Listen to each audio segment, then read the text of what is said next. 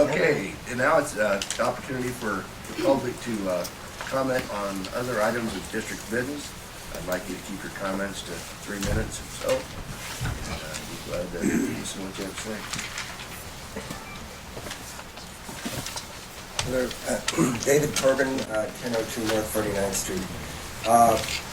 Previously, and especially for those new directors, testimony was given to you about a report from the Union of Concerned Scientists of the coal plants, as they say in their title, Ripe for Retirement, the case for closing America's costliest coal plants. The EPA has just launched their new website, and on there you can go and you can see what kinds of materials come out of coal plants, and the North Omaha plant, of course, is listed on this Union Concerned Scientists report. And the carbon dioxide output in 2011 for that plant was 3.7 million metric tons, like I said, of carbon dioxide. It was my understanding, and maybe I heard wrong, that there was a plan to convert the North Omaha plant to natural gas. And I was just wondering where you are on that plan, if that's true, and if it is true, what is the timeline for that? I know for a fact the item is being studied and the results aren't in yet, but I defer to you to make any other comments. Yeah, there's no, we haven't reached a final decision on that yet, Dave, but the study's in progress. It's in flight right now. And I would anticipate sometime this year we'll be reviewing that study. Thank you. Dave? I'm not familiar with the Union of Concerned Scientists. Could you help me with that? Where is it? It's in Washington, D.C., I believe. They look at not just energy things, but they look at all kinds of things that they think might pose health risks. I'm a former professor of public health, so health issues are some of the concerns that I have, not to mention the carbon and global warming and so on. So yeah, they issue a lot of, this is a very long, over 100-page document. It's very, very well done. Is that available online? Yes, it is. Okay. Thank you. Thank you. Mark? My name is Mark Welsh. I live at 5611 Howard Street, and I've given your secretary a copy of the Nebraska report from Nebraskans for Peace. And as you may know or may not know, that study after study of Nebraskans have shown that we want to reduce our carbon footprint by using more energy efficiency and green energy sources. And this Nebraska report newsletter, the newspaper, lists some very good energy bills that have been introduced, and this, what we believe, is the best legislative session for green energy ever. There are, we hope, many senators who would like to work with you as a partner as we face our green energy future. And like many senators, Nebraskans for Peace is also anxious to continue to work with you on building on the large green footprint you have started by already meeting, or soon meeting, your 10% goal of green energy 6 years early. And together we need to work on our green energy future in an even bigger and faster way. Thank you. Thank you. Thank you. Good morning. Ken Winston. My address is 4905 South 149th Street, and I'm appearing on behalf of the Nebraska Sierra Club. It's good to see a lot of familiar faces on the board, and so and I'm glad to be able to come and visit with you folks again. I guess I was going to talk about a few things that kind of human nature, things that people like, and things that people aren't so happy about. I guess some of the things that people like, they like certainty, they like knowing what's going to happen next, they like being able to rely upon information that they're provided, they like economic development, they like job opportunities and money in their pockets, and then something that has been shown to be very popular, as Mark indicated, is wind and solar are very popular in the state of Nebraska, and that all of the of the surveys that have been done show that they're actually wildly popular, in the 80 and 90% range of support. But things that people don't like are things like rate increases and uncertainty. And I guess one of the things that I know that people get upset about is the fact that the OPPD rates have gone up quite a bit over the last 10 years, and a 6.9% increase in last year. And I guess one of the things that I've been doing a little bit of studying of these sorts of things, Nebraska's no longer in the top 10 of energy rates. And that's one of the mandates that we've heard about repeatedly. Currently we're number 14. We're behind Iowa. And as I believe that Mid-American's rate increase last year was less than OPPD's. And they've invested considerably in OPPD is not. So I guess I'd also reiterate what David Corbin said. We've heard there's a plan about North Omaha. I guess I came to the first meeting that I spoke at was back in May of last year. I had some indication that by summer there was going to be a report.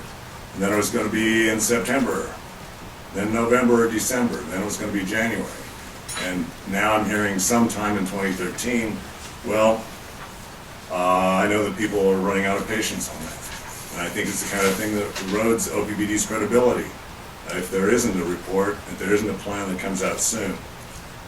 One of the other things that I think OPPD could do would be to reiterate what Mark said, is that there's a lot of legislation supporting renewables out there. LB 104 and LB 501 are going to be heard today. LB 557 on February 21st. LB 567 on March 1st. And I guess when we're talking about economic development and protecting rates, I've got that same voice thing that Director Green seems to have this morning. The Sierra Club has an economic development report, and I provided copies to the board in November, I believe. It was November or December. And some of the highlights of that report were that investment in wind and efficiency would yield thousands of jobs. The estimate by the author of that report was that 3,200 megawatts of new wind and investments in efficiency could create 14,000 new jobs in 15 years.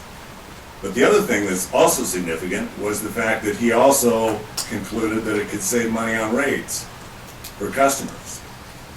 And the punchline to this is the fact that we're bringing the author of that report back to Nebraska next week. He's going to be available in Lincoln, and hopefully some representatives of OPPD can meet with him at that time, and he can talk about his report at that time. So he'll be here next week, February 20th and 21st, and I'd be glad to make arrangements for members of the board or members of your staff to meet with him. So bottom line, we would encourage OPPD to go in the direction that your ratepayers want you to go, which is more renewables, more wind, more solar, and more economic development. And we believe that that would lead to lower rates. Thank you. Thank you. Thank you. John Atkinson, Nebraska Wildlife Federation. Good morning. Our condolences on your loss.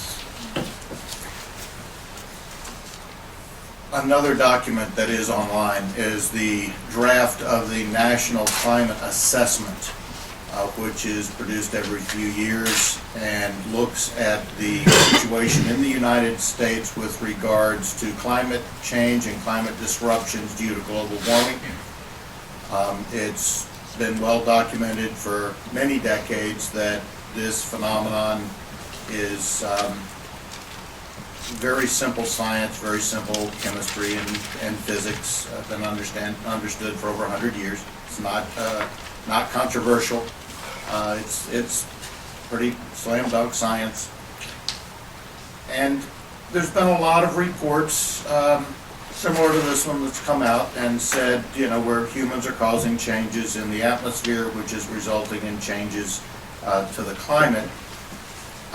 What's different about the reports that are coming out now is that the level of alarm is increasing.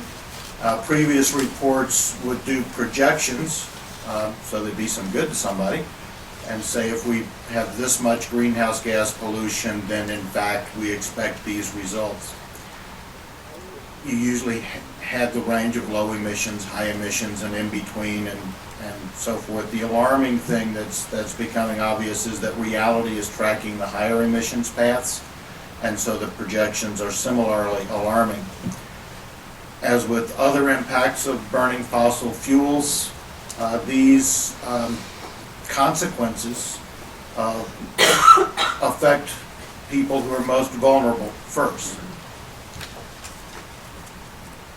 We see that the weather's going a little nuts last year, and leading climate scientists are finally coming out and saying, look, there it is. We're seeing the first direct impacts of global warming. This would not happen this way if we weren't already in the throes of disruptive climate change. That's a change in the way they put it. They tend to be conscious of and conservative, because their whole business is put something out there and letting everybody pick at it until you finally get it right. So they're pretty nervous about making those statements. I just wanted to bring this to your attention and underscore that it's available publicly, and it's a draft report, but the comment period is open into April. To urge you to participate in its examination. It's not good news. Nobody's going to like reading it. But I felt honor-bound, duty-bound to make sure that it was before you, because you're the folks in charge of deciding how much fossil fuels we burn and how much we don't burn. And I know you all have families and grandchildren, and we know we're talking about real human beings. We're not talking about abstract mathematical formula here. So with that, I would just reiterate what others before me have said about the people wanting clean, renewable power. It's what we need to do to avoid the worst consequences of the climate disruptions caused by global warming, which are caused by greenhouse gas pollution. And just urge you to make a plan to terminate the use of fossil fuels at the earliest possible date. You have your mandate from the people and by statute, and I guess the bottom line is we're also asking you to show that leadership, because you're the folks sitting in the hot seat. And, Excuse me, can you tell me where we can access that again? I'll be glad to provide the precise web address for that. Yes, if you could do that. that'd Be glad to. And give us luckily, that, it's not just the hundreds of megabytes version you can download chapters. It's very accessible and pretty well written for scientific Yeah, if you could documents. provide it for the You bet. website, that'd be great. I'll do that. So thank you for your attention, and look forward to discussing this with you in detail as time goes by. Thank you. Thank you.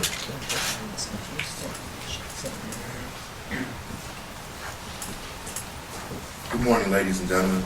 I am Vernon Lewis Muhammad, a third generation Omaha and a father of 6. And my condolences to the family that lost. I just lost my father from cancer here recently. My grandparents moved here in the early 1950s to work in the meatpacking plant. And I've been here all my life for 44 years. My 4-year-old daughter came down with asthma.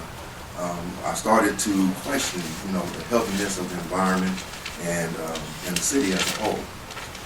I have numerous generations of family members that have died from asthma and have asthma today.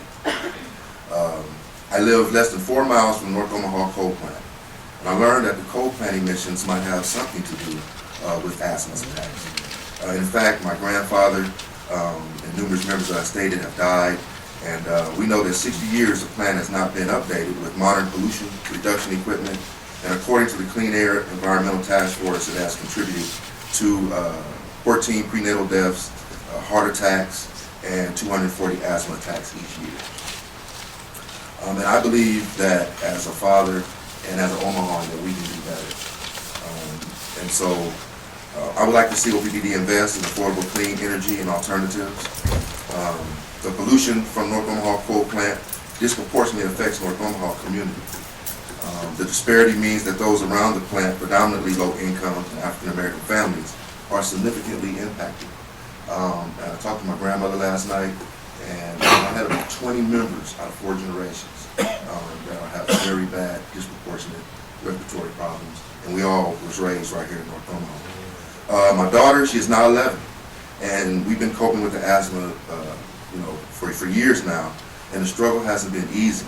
I had to take her off of her basketball team because when she runs, she just can't breathe. But then she took up cheerleading, and it was kind of disheartening to kind of pull her back from community activities because she's young, and it's just not her. She has a lot of other young friends that have the same issues. So the statistics that I've seen, it says that 1 in 5 African American adults in Omaha have asthma. Myself, my brother and my sister. My brother and my sister are younger than me. They both had asthma. I didn't get it. So 2 out of 3.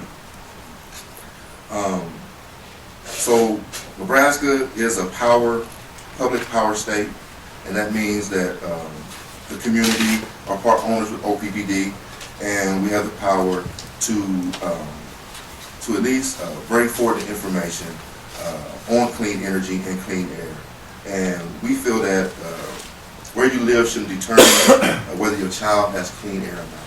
And I know for a fact that, for the African American community, we're right there around the coal plant, we're right there around the nuclear plants, and we're right there, lead-based, super funded site, lead-based. So only thing that I'm saying is that as I'm learning of this information, I would just like to be a part of the solution to help bring forth the information and to see what we can do to help the children in North Omaha and West Omaha, East Omaha, have a healthier, clean air and living situation. Thank you for your time. Thank Thank you very much.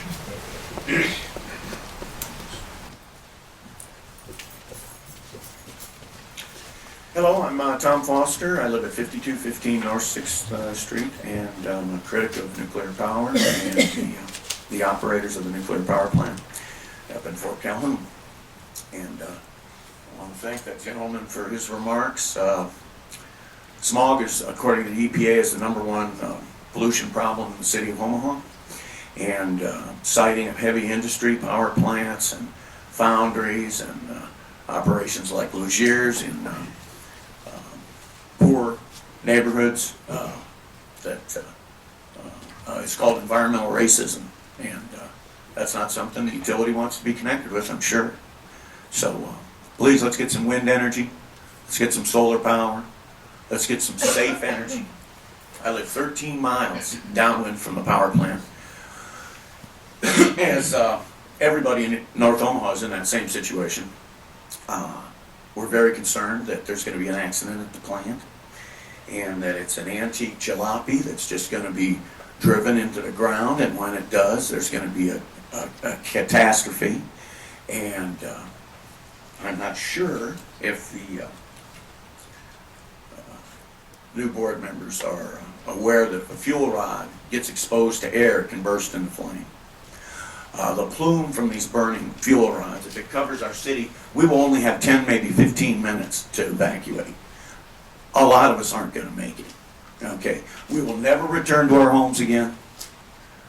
All our property will be left behind, and it's a tragedy we want to think seriously about. Now, I've got a few questions. There were some Teflon seals that were supposed to be replaced in the containment building in the 80s, and they were just recently replaced. Why was that? Why did it take 30 years to do some critical maintenance work at the plant? The excuse me, the Teflon seals you're talking about are being replaced now. I must be getting this thing from John. I got it from him. But in the 1980s, when that was initially the bulletin that we responded to was primarily for electrical equipment qualification. So to make sure that we have been okay in that time period, we've taken the existing seals as we found them, placed them into a test chamber, and to date, none of them have leaked. So there was no leakage problem with the seals as installed throughout the operation. But we replaced them with new ones. Okay, when does the utility plan to get an accurate set of design basis documents? And how much is that gonna cost, roughly?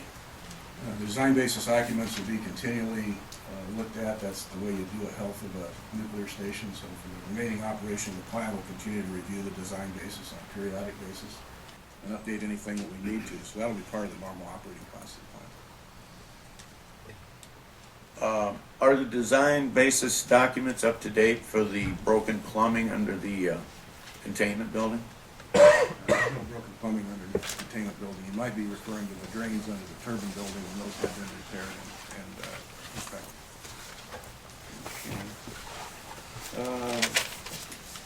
Well, the geologic surveys didn't examine the soil directly under the plant, the top 10 feet of fill. And the reason for that is that there's some conduits and some electric chases or runs. But there's things that have been discovered that aren't on the design plans. So isn't it true that you can't inspect that soil?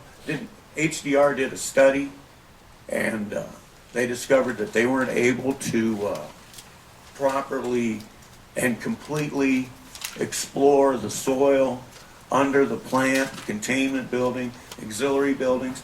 All are believed to have pockets of eroded fill, where there's empty spaces underneath the containment buildings. Yeah. There's no prediction of empty voids underneath the containment building. We did find some that was related to drains, not necessarily the flooding, which was the reason we looked at the geotechnical. What we did, though, to increase our confidence, because we have to believe that we're safe to go as well, as we said in the past, we asked for one of the experts that do this to evaluate 10 foot of that fill being removed totally from underneath the containment, and it still met all seismic and support criteria. So that was about what we call bounding analysis. So we looked at a worst case, although there was no indications of any issues in it. Mr. Foster, we're not involved in we have these public meetings for this periodically during this deal. So if you have any other technical questions, I'd ask you to wait until after the meeting and ask them, the particular vice president, that it needs to be. Otherwise, we're going to move on now.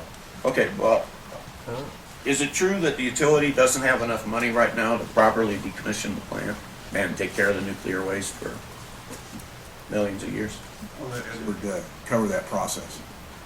Decommissioning funding is established to fund the decommissioning cost at the scheduled decommissioning date. So right now, the operating license goes through 2033. The funding is such that by 2033, we'll have sufficient funds to decommission the site. But if there's a meltdown anytime between now and then, we're on our own, right? There are funds available today. It's just not up to the estimated amount for 2033. There's approximately $300 million today established in funds for the decommissioning of the plant. Well, isn't it illegal to operate the nuke? All right, we're going to. Well, this is a legal question. We're going to move on. Isn't it illegal to operate a nuke without the proper amount of insurance to cover the decommissioning of the plant? I mean, that's a pretty simple question. And I don't know why. These other gentlemen were afforded all the time they needed to speak. And now I'm a critic of your operations, and I'm being cut short. No, you're way over what they do. And plus, this is a technical discussion that we have at these public meetings. So let's move on. And it's evident to me that you guys don't know what's going on down at the plant. So thanks a lot. Yeah, we'd be happy to talk to you afterwards. Okay. Over in Trenton, 4798 Cass. I want to congratulate Mr. Gay on his appointment from the governor. Welcome to the board. I want to wish everybody here a happy Valentine's Day.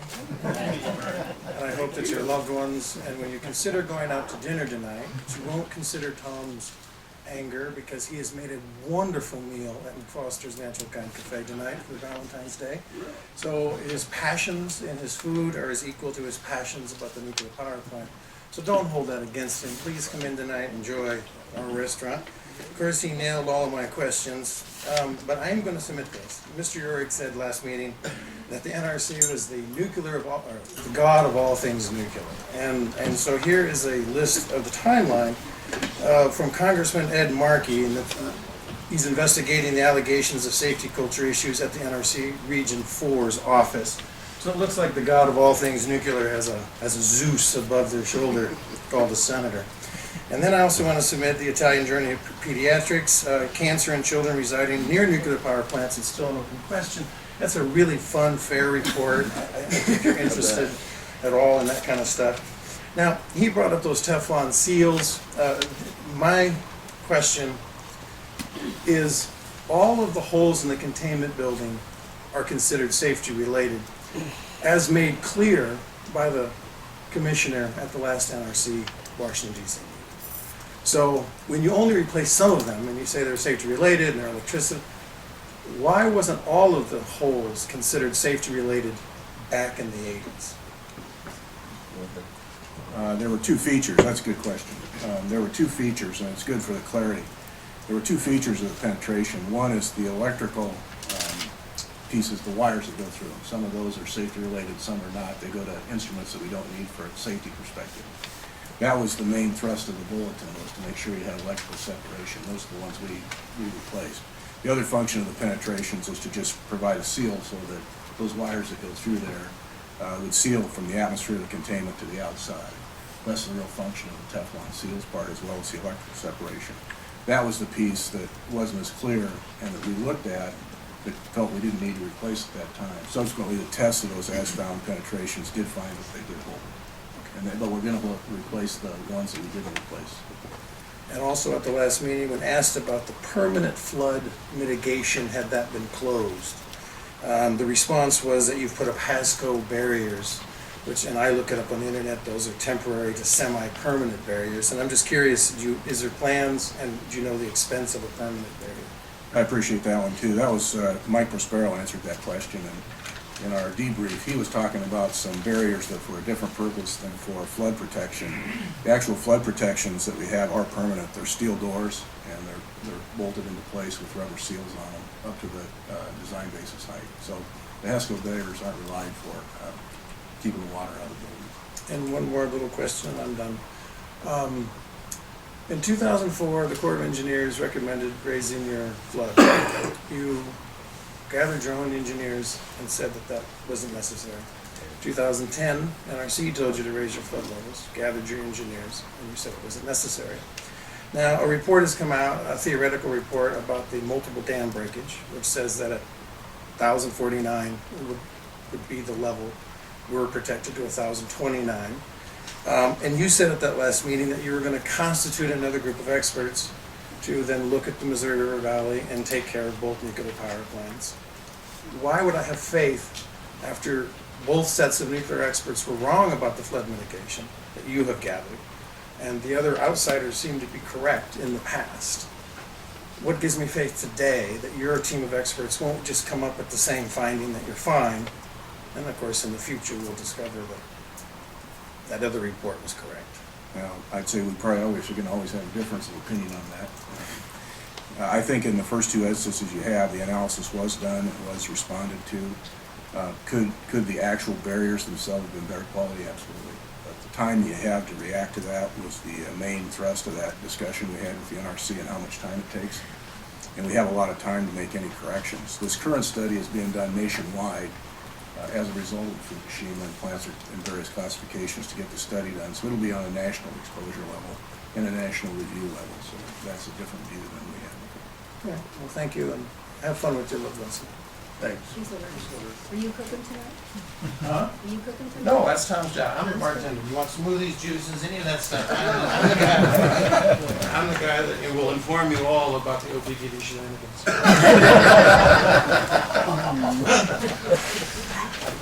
Seeing nobody else at the microphone, we'll end on that note. Thank you very much.